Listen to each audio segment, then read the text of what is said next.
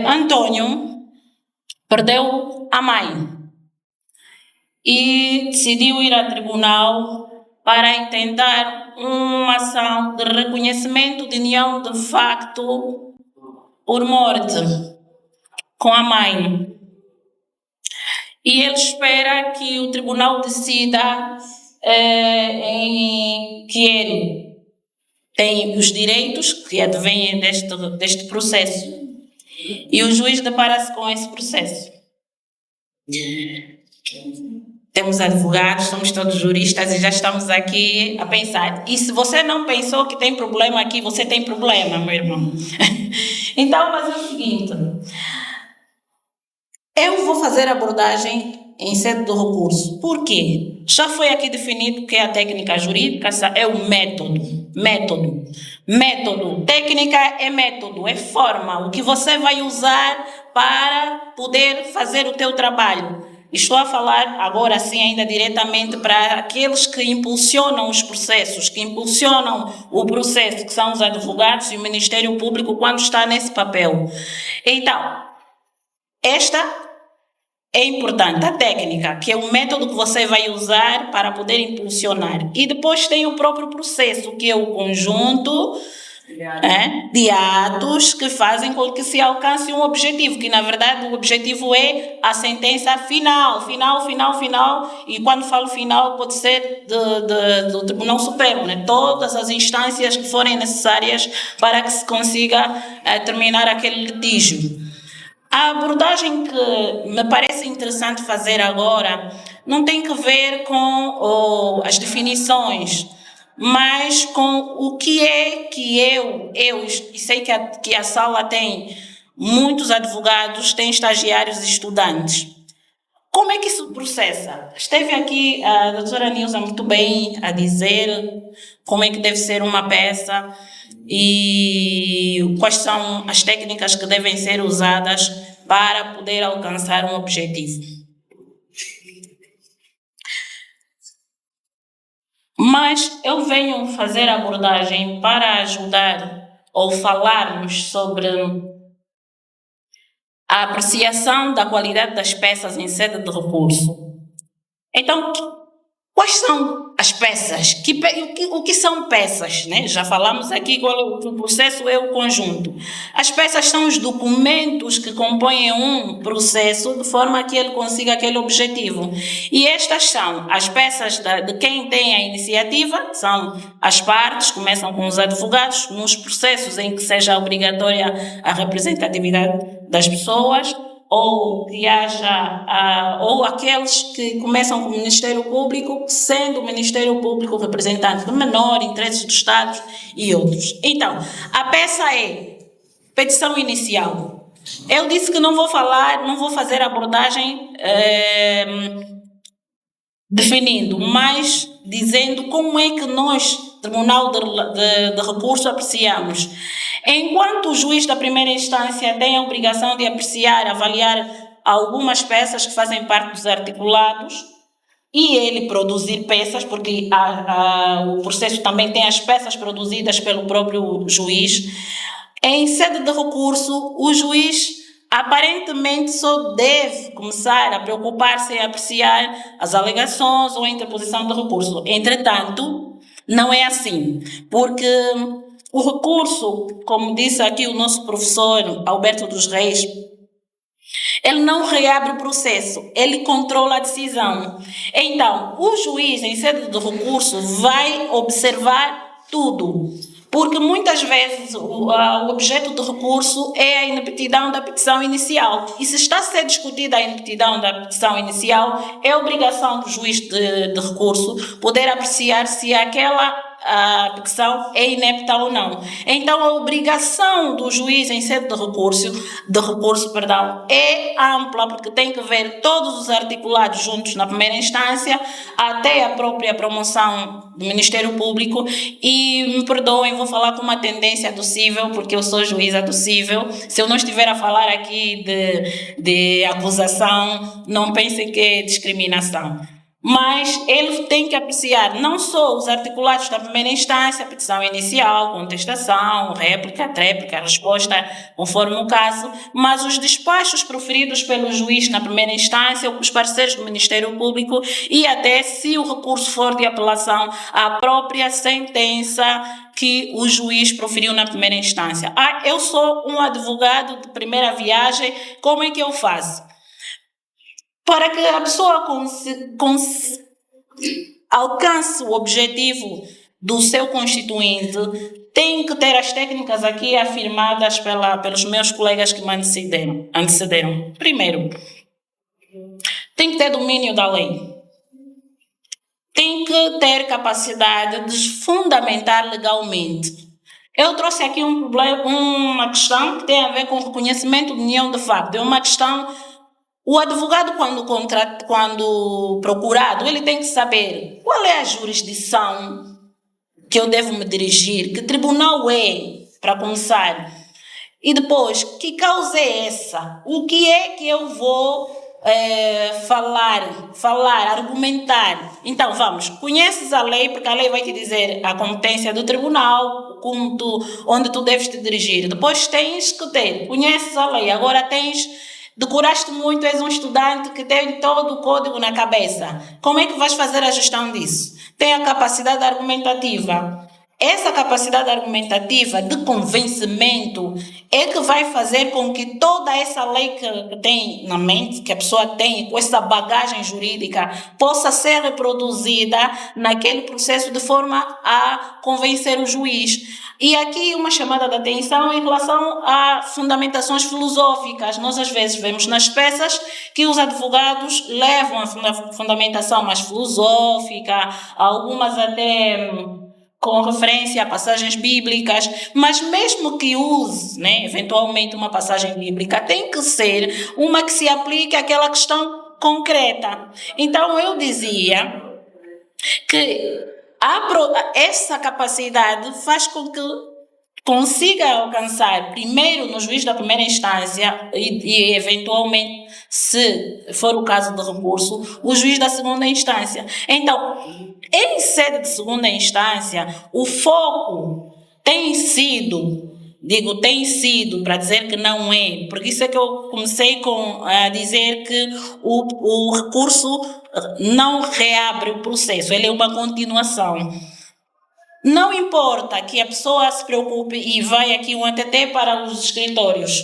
Se o processo chegou em fase de recurso, aí o patrono, sim, acho que o responsável do escritório é que pega. Mas se estiver na primeira instância, deixa para a peça ser redigida pelo estagiário ou por um advogado de primeira instância. E isso está a comprometer os processos. Nós, a nível de recurso, vemos que a maior parte dos processos que terminam em insucesso para as partes, a causa principal é a violação de normas ligadas à formalidade. Ou seja, os processos terminam porque não foram cumpridas as formalidades legais.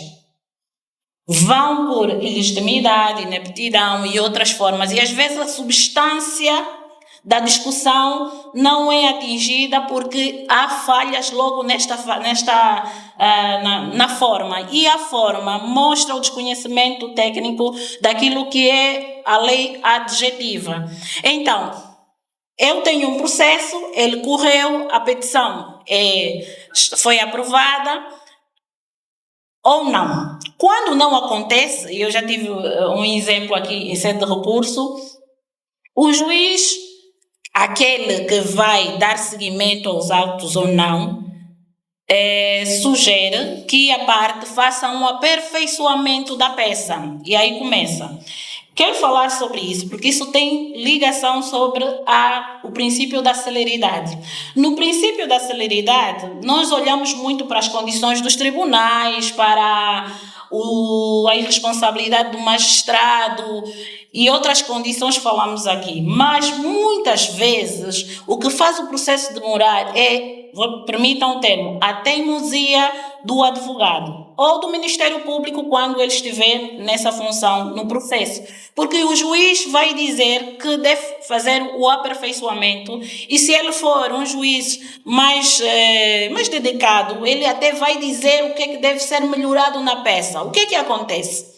Há uma expectativa jurídica, há uma expectativa do constituinte de que o processo vai correr em 3 meses. A peça da entrada com deficiências graves e o juiz manda aperfeiçoar, ordena o aperfeiçoamento, sugere, gosto de dizer isso porque isso é um ônus que depois o advogado vai usar ou não. E o advogado o que é que faz? Não aperfeiçoa. O juiz indefere e o advogado faz o quê? Recorre. Esse processo que podia ser aperfeiçoado, essa peça que podia ser aperfeiçoada e dar seguimento para ir para o Tribunal Superior e um juiz de recurso pronunciar-se que o juiz da primeira instância tinha razão e que aquela peça não tem condições de seguir. E o que é que vamos dizer ao Constituinte? O problema é do Tribunal. O Estado não dá condições, o juiz não tem carro, não há folhas, não é nada. Mas o que é que se passa aqui? É, na verdade, a teimosia do advogado. Porque aquele que vai dar seguimento ao processo, a não ser que seja uma questão muito aberrante, às vezes pode acontecer que os colegas, principalmente os que ainda estão na faculdade, muitos vão sair da faculdade e vão para os tribunais e uns vão ser advogados, outros juízes. E às vezes chega, encontra o juiz e quer ficar no frente a frente com o juiz porque até era mais inteligente na faculdade e esse juiz não sabe nada. Mas se colocarmos isso de parte, muitas vezes o atraso dos processos é causado por esta teimosia. Então, se já vimos aqui que por este caminho o processo já demorou. Agora o processo entrou, tudo bem, a petição inicial foi aceita ou foi notificada a outra parte e o advogado vem para contestar. Nessa contestação, o que é que ele faz? Por exceção, às vezes não tem nenhuma exceção ali, mas é o que ele quer. Eu acho que aqui a parte tem razão, o que é que eu vou fazer? Vou protelar. Ou seja, levanta exceções que sabe que não vão a lado nenhum, porque quando há exceções no processo, ele tem também uma marcha mais demorada. Ou seja, eu estou aqui para dizer que muitas vezes a tramitação do processo não tem um atraso por causa das condições do país, mas por causa do ego, ou às vezes desconhecimento, que é isso que devemos atacar. O que é que devemos fazer, nós todos que temos interesse que o processo siga?